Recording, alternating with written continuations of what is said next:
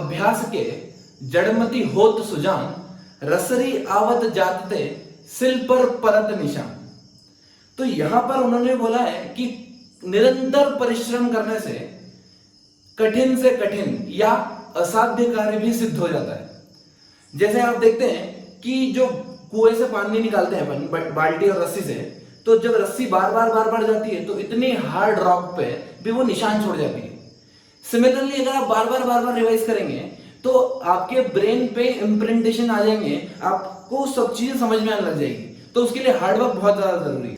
Hello physics junkies, physics के फंडे में आपका स्वागत है। तो कैसे हैं आप लोग? आज हम देखेंगे बहुत important topic, projectile on a inclined plane.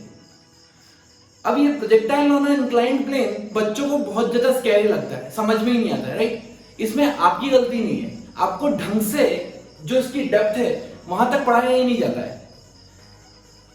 आज इस लेक्चर के बाद आप ऐसा नहीं बोलेंगे कि आपको प्रोजेक्टाइल ऑन इंक्लाइंड प्लेन समझ में नहीं आया, राइट? मैं आपको दो मेथड से डिराइव करना सिखाऊंगा, इसकी टाइम ऑफ फ्लाइट की इक्वेशन, इसकी रेंज, इसकी हाइट, सब कुछ। अब आप मन में सोच रहे होंगे दो मेथड, या तो एक ही समझ में नहीं आती है, राइट? अच्छा, तो देखते हैं हमने क्या किया। एक इंक्लाइंड प्लेन दिया ऐसा, ठीक है, एक इंक्लाइंड प्लेन दिया और जिसका एंगल ऑफ इंक्लिनेशन कितना, alpha. Alpha is the angle of inclination from ground. Ground से कितना एंगल, अल्फा बना रहा है। उसके ऊपर खड़े होके, एक पहाड़ के ऊपर खड़े होके ऐसा मैंने पत्थर को इंक्लाइन किया, कितना एंगल पे, थीटा एंगल पे। सो थीटा कहां से, ग्राउंड से नहीं है, theta is the angle of inclination from the inclined plane, correct? अब देखो, अगर मैं इसका मोशन एनालिसिस करूं तो क्या ये मोशन ऐसा होना चाहिए, ये पार्टिकल ऐसे गया और यहां पर ये निकल जाएगा, क्लियर ना?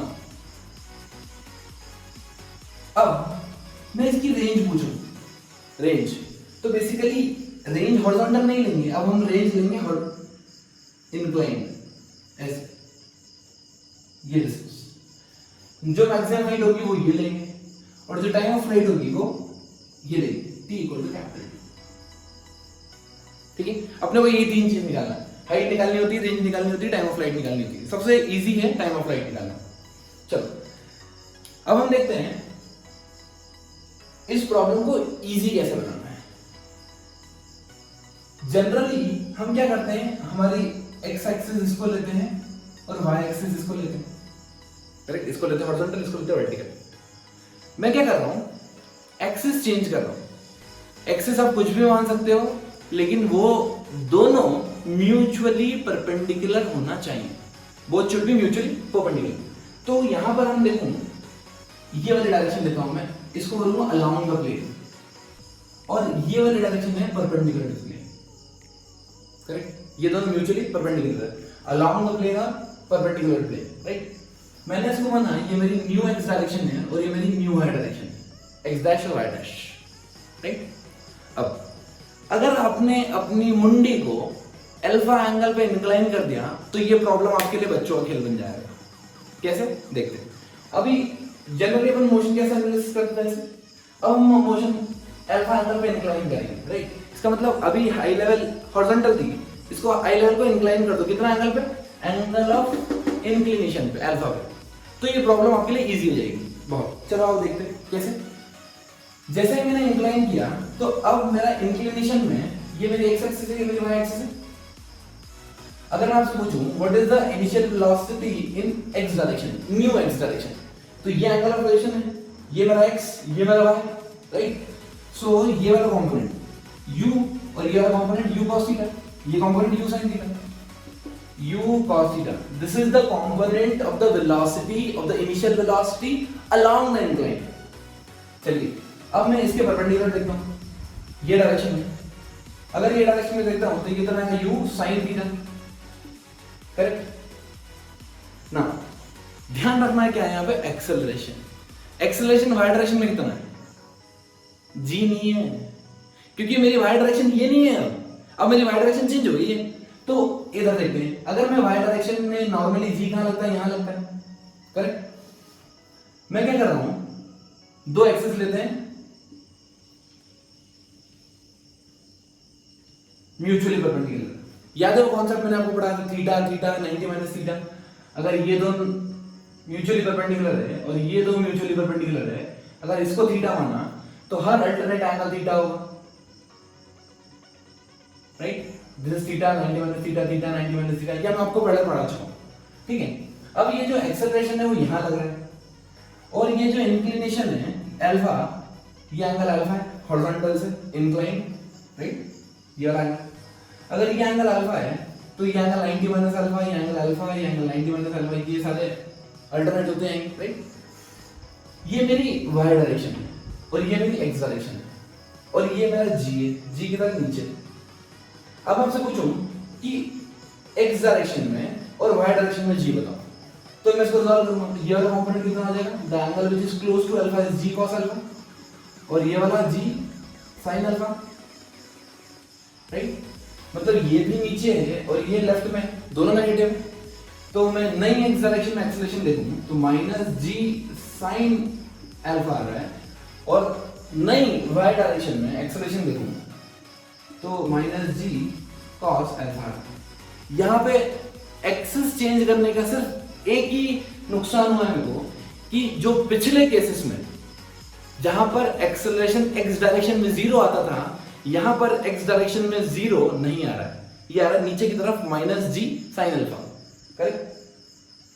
अब एक्सेलरेशन तो अभी भी कांस्टेंट है क्योंकि अल्फा भी कांस्टेंट है और g भी कांस्टेंट है, इसका मतलब इक्वेशन ऑफ मोशन में अभी भी लगा सकता हूं। तो मैं इक्वेशन ऑफ मोशन लगाता हूं, second s equal to ut plus half at square, इसको मैं लगाऊंगा x डायरेक्शन में और y डायरेक्शन में, राइट? चलिए, तो मैं x डायरेक्शन, पहले मैं y डायरेक्शन में लगाता हूं उसको, देखिए y डायरेक्शन यहां से यहां तक मुझे निकालना क्या है? Time of flight, right? अगर आपको वन डायमेंशन मोशन में मैंने जैसे डिराइव किया था, जैसे मैंने हॉरिजॉन्टल प्रोजेक्शन लिया इधर से ग्राउंड टू ग्राउंड, ये गया वर्टिकल ऊपर, इधर आके लैंड कर गया, इस पॉइंट पे y कोऑर्डिनेट कितना? 0, इस पॉइंट पे y कोऑर्डिनेट कितना? 0, राइट? मतलब y डिस्प्लेसमेंट इस पॉइंट पे से लेके इस पॉइंट पे तक y डिस्प्लेसमेंट कितना है? 0। अब इसको इंक्लाइन कर दो, यहां पे अगर y डिस्प्लेसमेंट 0 है, यहां पे कितना होगा? y डिस्प्लेसमेंट, अब इस डायरेक्शन में मेरी y है, इसका मतलब अभी भी y डिस्प्लेसमेंट क्या होगा? 0, राइट? देखिए, अगर मेरा ये y एक्सिस है, ये x एक्सिस है और ये y है, तो अभी यहां से लेके यहां तक इस पॉइंट पे कोऑर्डिनेट होंगे r, r, 0 और इस पॉइंट पे कोऑर्डिनेट 0, 0 क्योंकि ओरिजिन, राइट? इसका मतलब यहां से लेके यहां तक y डिस्प्लेसमेंट 0 है। अगर मैं इस इक्वेशन को पॉइंट P से लेके R तक लगाऊं, फ्रॉम P टू R, कितना आ जाएगा? s equal to ut plus half at square, displacement is 0, ut, u मतलब velocity in which direction? y direction, क्योंकि मैं y में लगा रहा हूं, y डायरेक्शन में velocity u sin theta into time of flight plus acceleration, यहां पर एक्सेलरेशन कितना है? g cos alpha, g cos alpha into t square, clear? अब इसको मैं इधर ले आता हूं तो कितना आएगा मेरा? 2u sin theta by g cos alpha. एक चीज आप नोट कर सकते हैं यहां से कि जो टाइम ऑफ फ्लाइट में सिर्फ एक चेंज हो रहा है, g की जगह g cos अल्फा आ रहा है, so it is 2u sin theta by g dash. आप ऐसे इसको याद कर लें तो ज्यादा अच्छा है। और ये cos अल्फा फिक्स्ड है क्योंकि ये एंगल इंक्लिनेशन है, alpha is the angle of inclination, right? So this is how we can find the time of flight. अब मुझे अगर रेंज निकालनी है, ध्यान से सुनिएगा, आप खुद सॉल्व कर सकते हैं। अगर मुझे रेंज निकालना है तो मेरे को x ut plus half at square निकालना है, किस डायरेक्शन में? Along the incline. यहां से यहां तक मेरा x डिस्प्लेसमेंट कितना है? r के बराबर, r equal to ux, what is the initial velocity in x direction?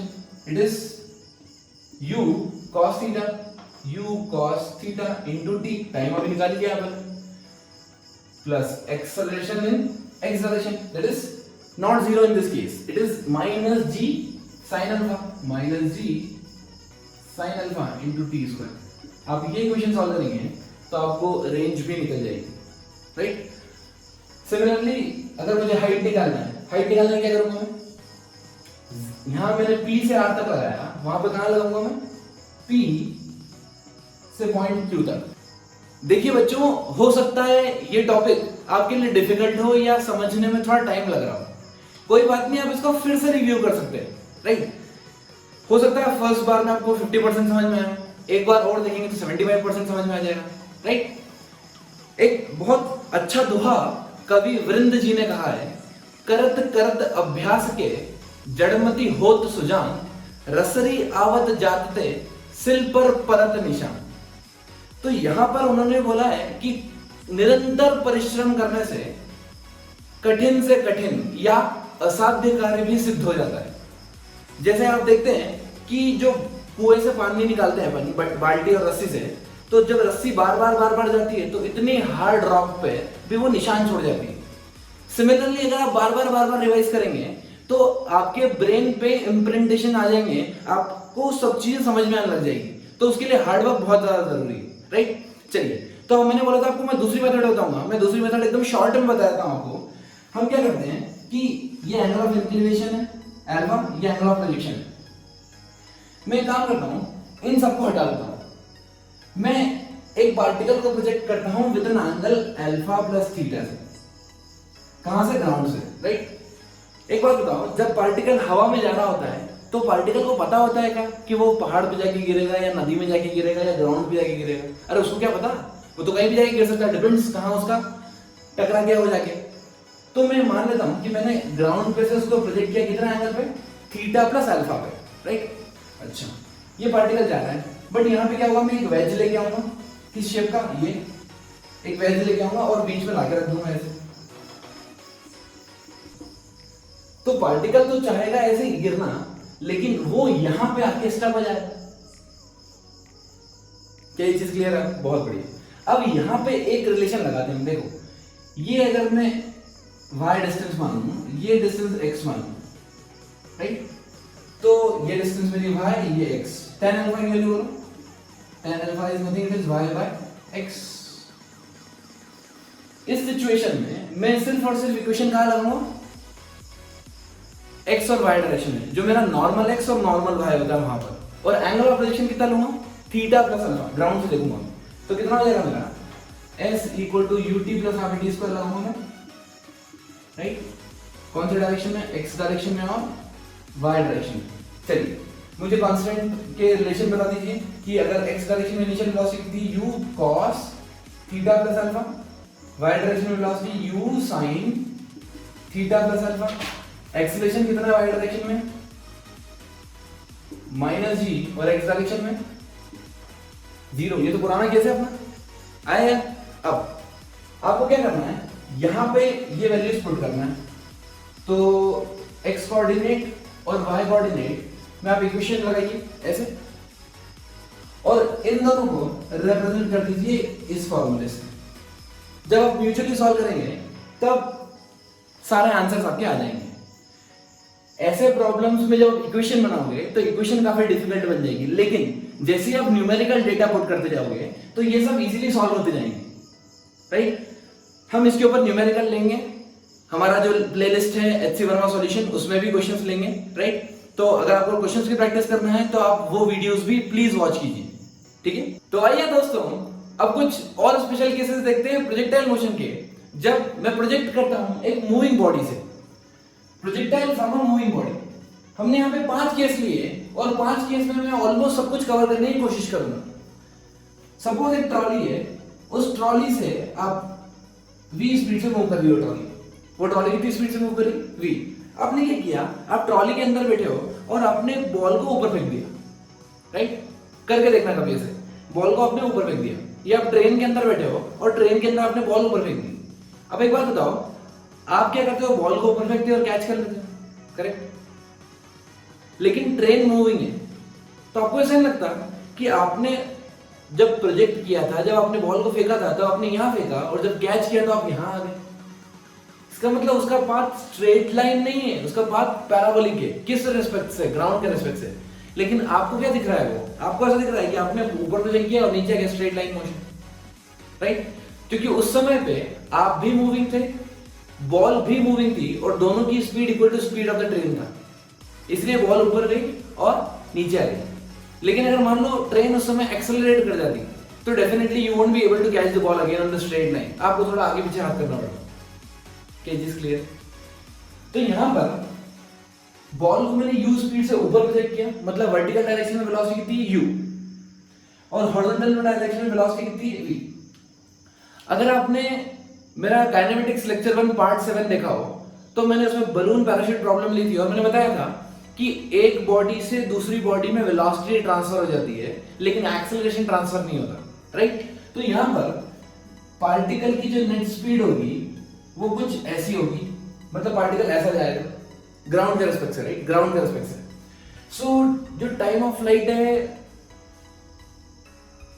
Maximum height है और रेंज है, उसमें एक्स वाई और जेड कंपोनेंट के बेसिस पे हम सब कुछ निकाल सकते हैं। आपको you know that time of flight is 2 into uy by g, height is uy square by 2g and range is 2 into ux into uy by g। Clear?